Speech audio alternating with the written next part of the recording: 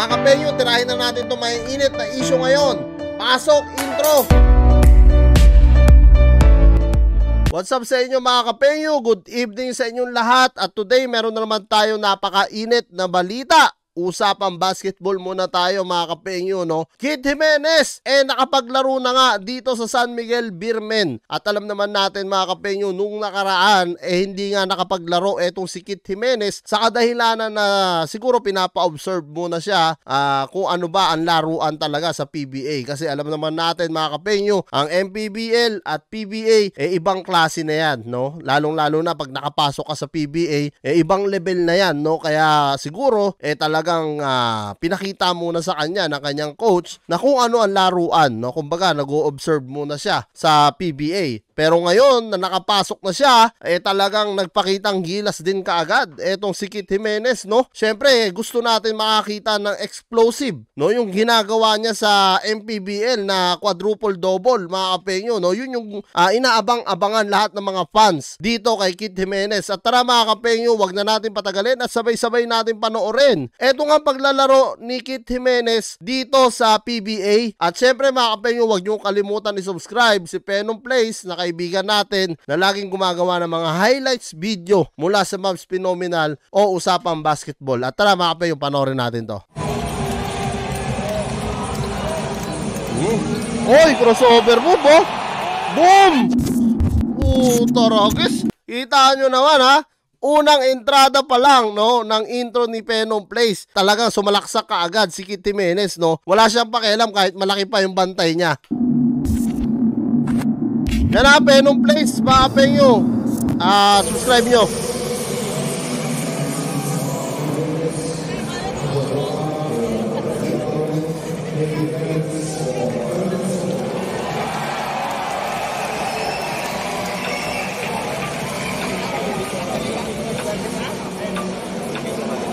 Mag-start pa lang.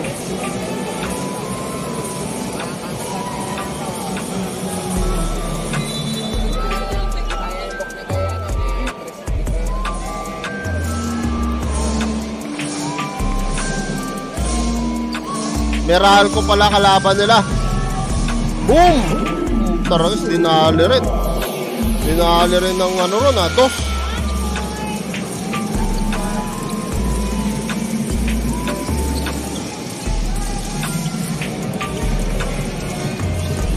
Kid Jimenez nasa kaliwa, hawak ni Kid ang bola.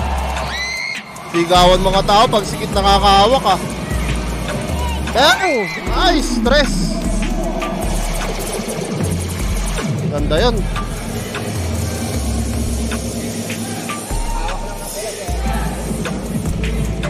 Oh! Nagsilikit! Bakit? Oy, sayang! Sayang yun mga kapenyo, kita nyo naman, no? Pinasa kay Kid kaso tumama doon sa daliri ng kalaban, no? Tingnan natin ulit, replay natin. Ganda ng ganda ng steal ni Kid Jimenez doon. Pinasa ni Kid. Ayun, no? Sayang, kay Kid sana yun. Point sana ni Kid yun. Pero goods lang, goods lang.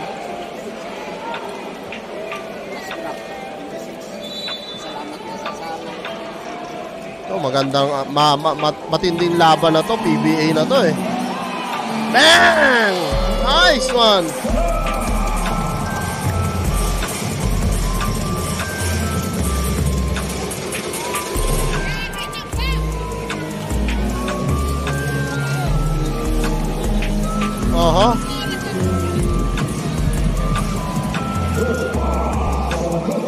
Kung mapapansin nyo mga kapenyo, pag si Kid Jimenez yung nagbantay sa'yo, hindi mo basta-basta maiiwanan eh. Hindi mo basta-basta maka-crossover move si si Kid Jimenez pagka siya nagbantay sa'yo. Kasi talagang mabilis din, no, yung galawan ni Kid. Kung mapapansin nyo rito, na nagbantay si Kid dito, no, sa kalaban nila. At hindi niya maiwan-iwanan si Kid Jimenez na number 17, no. Kahit pa may guard.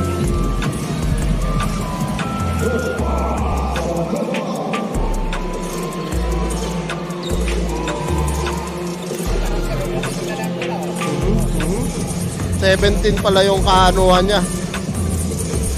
Kabantayan niya mga kapenyo.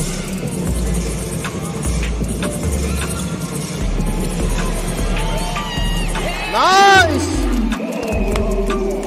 Sarap manood ng live nito mga kapengyo, no? Pagka nauwi ako, for sure, manonood ako ng PBA dahil kay Kit Jimenez mga kapengyo, no? Alam ko, lodi ko naman din yung ibang mga PBA players natin. Pero syempre, alam nyo naman mga kapengyo, solid tayo na Mavs Phenomenal din. Isa tayo sa talagang sumusunod sa mga yan, nanonood tayo sa mga yan, sinusuportahan natin. At ganoon na rin syempre sa PBA Moto Club. At yun nga, kanina mga kapengyo, maisingit ko lang, napanood ko nga yung operasyon, no, neto ni Sir Rico Meyerhofer about sa kanyang injury mga kapengyo, no, na naoperahan na nga siya at successful naman yung operasyon. Kaya get well soon Sir Rico.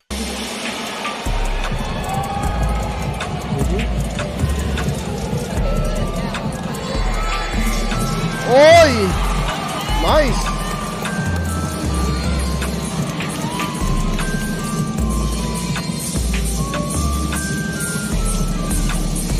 Nice one! Malupit din tong number 33, no?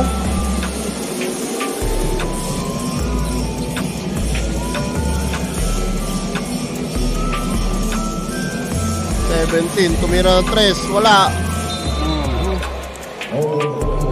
Lagpas.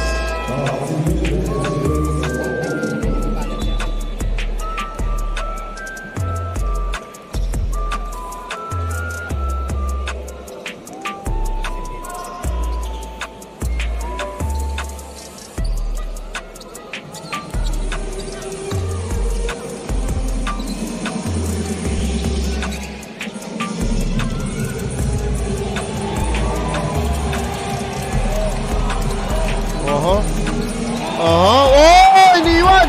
Oy, puta! Sayang!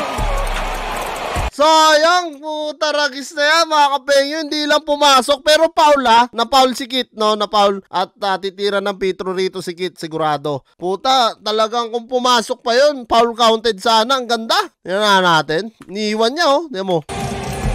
Kahit malaki bantay ni Kit, wala siyang pakialam, oh. Oh!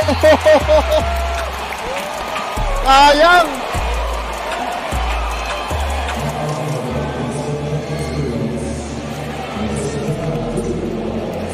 Ganda oh, ganda oh. Pinakita sa replay oh. Iwan oh, naiwanan talaga niya oh. Mineki pa. Sayang lang, di pumasok. Pero goods lang. Importante makapuntos si Kit Jimenez. Makapakitang gilas siya sa kanya mga teammates at coach.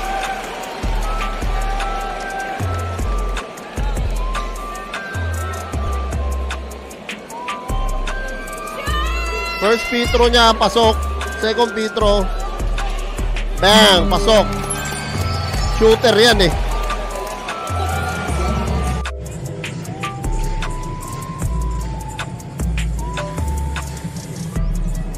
Oy!